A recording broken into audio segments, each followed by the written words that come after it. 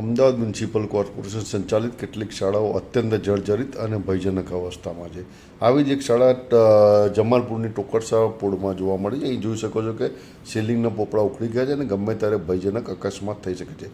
સ્થાનિક રહીશ અને એડવોકેટ અતિક સૈયદે આ અંગે અનેક વખત એસ્ટેટ વિભાગમાં રજૂઆત કરી છે, પરંતુ કોઈ જ તેનું પરિણામ મળ્યું નથી. તેમના કહેવા મુજબ અહીં ઓછામાં ઓછા 2000 ભૂલકાઓ अभ्यास करे. आओ जुओ अतिकभाई सैयद शू कहवा मांगे छे.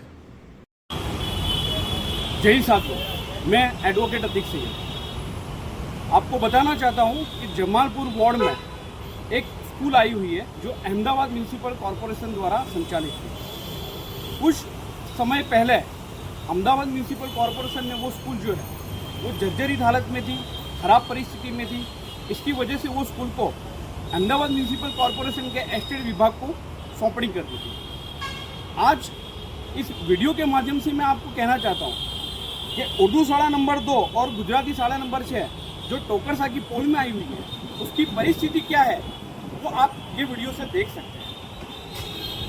यही स्कूल के अंदर नीचे 200 से ज़्यादा आंगनवाड़ी के जो बच्चे हैं वो अभी हाल में पढ़ रहे हैं.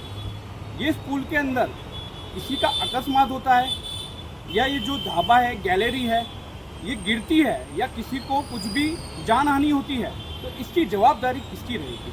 अहमदाबाद म्यूनिसिपल कॉरपोरेशन के मेयर की रहेगी या म्यूनिसिपल कमिश्नर की रहेगी?